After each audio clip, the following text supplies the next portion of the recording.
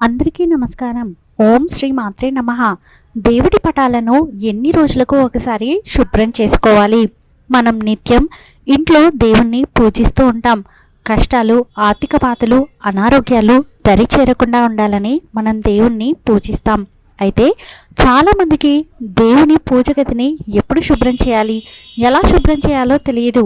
పూజగదిని శుభ్రం చేసే విధి విధానాలు తెలియక దేవుని ఆగ్రహానికి లోనై ఇబ్బందులకు గురై అవుతూ ఉంటారు. అసలు దేవుని గది ఏ వారం శుభ్రం చేయాలి, ఎలా శుభ్రం చేయాలి, ఎలాంటి పద్ధతులను పాటిస్తే దేవుడి అనుగ్రహం మన మీద ఉంటుంది అన్న వివరాలను ఇప్పుడు వివరంగా తెలుసుకుందాం. హిందూ పురాణాల ప్రకారం శుభ్రంగా, చక్కగా, సానుకూలంగా ఉన్న ఇంటిని మాత్రమే దేవుడు సందర్శిస్తాడని చెప్పబడుతుంది. కాబట్టి ఇంటిని ఎప్పటికప్పుడు శుభ్రం చేసుకుంటూ పూజ గదిని అలంకరించుకోవడం వల్ల భగవంతుడు ఇంటికి తప్పక వస్తాడు. ఇంటిని శుభ్రపరచుకోవడంలో భాగంగా పూజ గదిని శుభ్రపరచడం కూడా చాలా అవసరం. కాకపోతే కొన్ని జాగ్రత్తలు తీసుకోవాల్సి ఉంటుంది. తెల్లవారితే చాలు చాలామంది భగవంతుడికి పూజలు చేస్తూ ఉంటారు. భగవంతుడికి భక్తి శ్రద్ధతో, నియమనిష్టలతో పూజలు చేస్తూ ఉపవాసాలు ఉంటూ భగవంతుడి యొక్క అనుగ్రహం ఎప్పుడు కలుగుతుందా అని వేచి చూస్తూ ఉంటారు.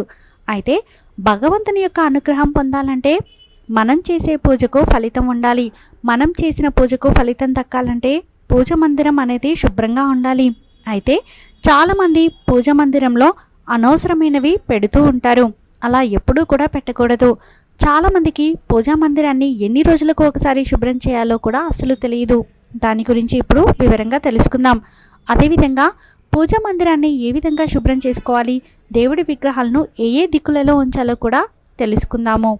పురాణాల ప్రకారం ఏ పూజ మందిరం అయితే శుభ్రంగా ఉంటుందో ఆ ఇంటిలోకి దేవతలు వస్తారని చెప్పబడింది. పూజ గదిని శుభ్రం చేసేందుకు ఎప్పుడూ కూడా చీపురిని అస్సలు ఉపయోగించకూడదు. ఒక శుభ్రమైన వస్త్రమును తీసుకొని పూజా మందిరాన్ని శుభ్రం చేసుకోవాలి. పూజా మందిరంలో భగవంతుడికి సమర్పించిన పువ్వులను ఎక్కడ పడితే అక్కడ వేయకూడదు. వాటిని ఒక కవర్లో పెట్టి మీరు నదీ తీరానికి వెళ్ళినప్పుడు పారే నీళ్ళలో వాటిని వదిలేయాలి. లేదా మీ దగ్గరలో ఉన్న కాలువలో అయినా కూడా పడేయవచ్చు. అది కుదరని వారు ఏదైనా పచ్చని చెట్టు మీద పూజకు ఉపయోగించిన పువ్వులను వేయాలి. మనం పూజకు ఉపయోగించిన పువ్వులను ఎప్పుడూ కూడా తొక్కకూడదు. పూజా మందిరంలో మనం దీపారాధన చేసినప్పుడు ఆ దీపారాధన యొక్క పొగతో పూజ మందిరంలో నలుపు రంగులో ఏర్పడుతుంది. అలా నలుపు రంగులో ఏర్పడిన మసిని ముందుగా ఒక తడి వస్త్రము తీసుకొని శుభ్రంగా తొడవాలి. ఆ తర్వాత సబ్బు నీటితో కానీ సర్ఫ్ నీటితో కానీ శుభ్రంగా పూజా మందిరాన్ని తుడిచి ఆ పూజా మందిరానికి పసుపు మరియు కుంకుమ, గంధం బొట్లు పెట్టాలి. మీ పూజా మందిరం చెక్కతో చేసిన పూజా మందిరం అయితే ఒక తడి వస్త్రమును తీసుకుని శుభ్రంగా పూజా మందిరాన్ని తుడుచుకోవాలి. పూజ చేసే ప్రతి ఒక్కరూ పూజా మందిరంలో మధ్యలో బియ్యపిండితో ముగ్గు వేసి దాంతో పసుపు కుంకుమను కూడా వేయాలి. పూజా మందిరంలో భగవంతుడి యొక్క ఫోటోలు అనేవి నేరుగా క్రింద అస్సలు పెట్టకూడదు. ఒక పేపర్ పైన కానీ వస్త్రం పైన కానీ పెట్టాలి. దేవుడి పటాలను ముందుగా తడి బట్టతో తుడిచి తర్వాత పొడి క్లాత్తో తుడిచి శుభ్రంగా ఆ తర్వాత గంధం బొట్టును పెట్టి దానిపైన కుంకుమ బొట్టు పెట్టాలి. దేవుడికి ఉపయోగించిన దీపారాధన ప్రమిదలు అనేవి జిడ్డుగా ఉండడం అస్సలు ఉండకూడదు. ప్రతిరోజు శుభ్రం చేసుకోవాలి. వాటిని సబ్బు నీటిలో నానబెట్టిన తర్వాత ఒక స్క్రబ్బర్తో శుభ్రంగా కడగాలి. అలాగే చింతపండు గుజ్జుతో కానీ పీతాంబరి పౌడర్తో కానీ శుభ్రం చేసుకున్నా సరిపోతుంది. దీపారాధన చేసేటప్పుడు ప్రమిదలు తడిగా అస్సలు ఉండకూడదు. అవి పూర్తిగా ఆరిన తర్వాతే దీపారాధనకు ఆ ప్రమిదలను వాడాలి. దేవుడికి ఉపయోగించిన రాగి పాత్రలు కానీ, వెండి పాత్రలు కానీ, ఇత్తడి పాత్రలను కానీ చింతపండు గుజ్జుతో లేదా నిమ్మకాయతో శుభ్రం చేసుకోవచ్చు.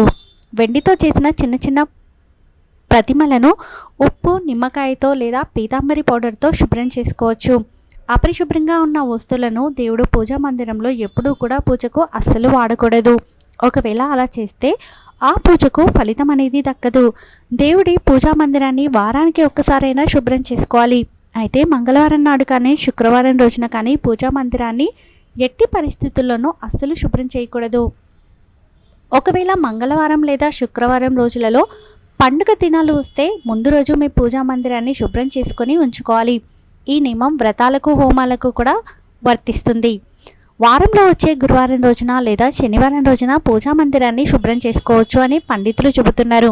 ఇకపోతే అమావాస్య రోజున ఏకాదశి మరియు ద్వాదశి రోజుల్లో దేవుడి పూజా మందిరాన్ని శుభ్రం చేసుకోకూడదని పండితులు చెబుతున్నారు.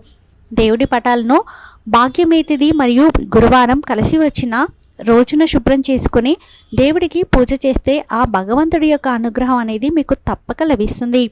ఎవరికైనా పూజా మందిరాన్ని వారానికి ఒక్కసారైనా శుభ్రం చేసుకోవడం కుదరకపోతే నెలకు ఒక్కసారైనా తప్పకుండా మీ పూజా మందిరాన్ని శుభ్రం చేసుకోవాలి. పూజా మందిరాన్ని శుభ్రం చేసేటప్పుడు మీ ఇష్టదైవాన్ని స్మరించుకుంటూ శుభ్రం చేస్తే చాలా మంచిది. విరిగిపోయిన దేవుని పటాలు కానీ చిరిగిపోయిన దేవుని పటాలు లేదా ప్రతిమలను పూజా మందిరంలో అస్సలు ఉంచకూడదు. ఇవి ప్రతికూల ఫలితాలను సృష్టిస్తాయి. అలాగే పూజా మందిరంలో ఎక్కువ దేవుడి పటాలను కూడా ఉంచకూడదు. ఒక దేవుడికి సంబంధించిన ప్రతిమ లేదా పటము అనేది ఒక్కటి మాత్రమే ఉండాలి.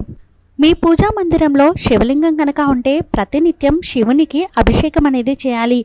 నీటితో అయినా సరే ప్రతిరోజు శివలింగానికి అభిషేకం చేయాలి. అలాగే శివలింగం పైన జాతర కూడా తప్పనిసరిగా ఉంచాలి. ఉగ్ర రూపంలో ఉన్న దేవుడి పటాలను లేదా ప్రతిమలు అనేది పూజా మందిరంలో అస్సలు ఉంచకూడదు. వీటి ద్వారా నకారాత్మక శక్తులు అనేవి మీ ఇంట్లోకి ప్రవేశిస్తాయి. దుర్గాదేవి, కాళికాదేవి, ఉగ్ర నరసింహస్వామి యొక్క ఫోటోలు పూజా మందిరంలో అస్సలు పెట్టకూడదు. అలాగే నిల్చుని ఉన్న లక్ష్మీదేవి యొక్క ప్రతిమను లేదా పటము అనేది పూజా గదిలో ఉంచకూడదు. నాట్యం చేసే గదిలో తప్ప నటరాజు విగ్రహాన్ని పూజా మందిరంలో అస్సలు పెట్టకూడదు. గోవి యొక్క ప్రతిమ అనేది పూజా మందిరంలో పెట్టుకుంటే మీకు మంచి శుభ ఫలితాలు అనేవి కలుగుతాయి. పాలిచ్చే గోవు ప్రతిమను మరియు నెమలికను పూజా మందిరంలో పెట్టుకుంటే చాలా శుభప్రదం.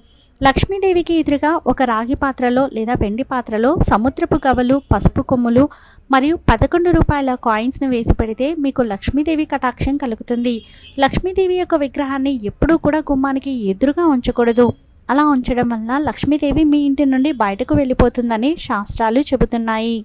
మీ ఇంటి లోపల గుమ్మానికి ఎదురుగా లాఫింగ్ బుద్ధాన్ని పెట్టుకుంటే చాలా మంచిది. అలా ఉంచడం వల్ల మీ ఇంట్లో ఎప్పుడూ కూడా పాజిటివ్ ఎనర్జీ ఏర్పడుతుంది. పార్వతీ పరమేశ్వరుల యొక్క ఫోటోను ఈశాన్య దిశలో ఉంచితే ఆ పరమేశ్వరుడి యొక్క అనుగ్రహం మీకు తప్పకుండా లభిస్తుంది. గణేశుడి యొక్క ప్రతిమను లేదా విగ్రహాన్ని ఉత్తర దిక్కులో ఉంచడం వలన చాలా మంచిది. అదేవిధంగా ఉత్తర దిక్కులు కుబేరుని ఫోటోను ఉంచడం వలన లక్ష్మీదేవి యొక్క అనుగ్రహం కలిగి ఆర్థిక పరిస్థితుల నుండి బయటపడతారు. పూజా మందిరంలో ఎప్పుడూ కూడా చిన్న చిన్న విగ్రహాల్లో లేదా చిన్న చిన్న పటాలను ఉంచుకోవడం చాలా ఉత్తమం. పెద్ద పెద్ద విగ్రహాలు లేదా పెద్ద పెద్ద ఫోటోలను మీ పూజా మందిరంలో ఉంచితే ప్రతిరోజు మహానైవేద్యాన్ని సమర్పించాల్సి ఉంటుంది. ఆంజనేయ స్వామి ప్రతిమను ఆగ్నేయ దిశలో పెట్టుకోవడం వలన దుష్టశక్తుల నుండి బయటపడవచ్చు. సాయిబాబా ప్రతిమను వాయువ్య దిశలో పెట్టడం వలన మనశ్శాంతి అనేది మీకు కలుగుతుంది. నిలిచిన లక్ష్మీదేవి ఫోటో మీ ఇంట్లో కనుక ఉంటే ఆ ఇంట్లో లక్ష్మీ నివాసం ఉండదని అర్థం. ఇంట్లో పూజా మందిరాన్ని దక్షిణం వైపు ఎట్టి పరిస్థితుల్లోనూ నిర్మించకూడదు. అలా నిర్మించడం వల్ల మీ ఇంట్లో ప్రతికూల ప్రభావాలు ఏర్పడతాయి. దక్షిణ దిశగా పూజా కార్యక్రమాలు అస్సలు నిర్వహించకూడదు. శివుడు వీరభద్రుడి అవతారంలో ఉన్న ఫోటో ఉంటే ఆయన ఆగ్రహాన్ని ఎవరూ ఆపలేరు. అందుకని శాంతంగా ఉన్న శివపార్వతుల విగ్రహాలను లేదా ఫోటోలను మాత్రమే మీ ఇంట్లో ఉంచుకోవాలి. మీ ఇంట్లో పూజా మందిరం ఎల్లప్పుడూ కూడా ఈశాన్య దిశలో ఉంటే చాలా శుభప్రదం. ఇలా ఉంటే కనుక మీ ఇంట్లోకి ఎప్పుడూ కూడా పాజిటివ్ ఎనర్జీ వస్తుంది. అలాగే మీరు చేసే ప్రతి పూజకు ఫలితం దక్కుతుంది.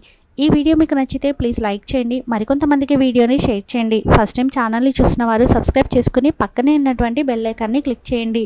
సర్వే జన సుఖినో భవంతు.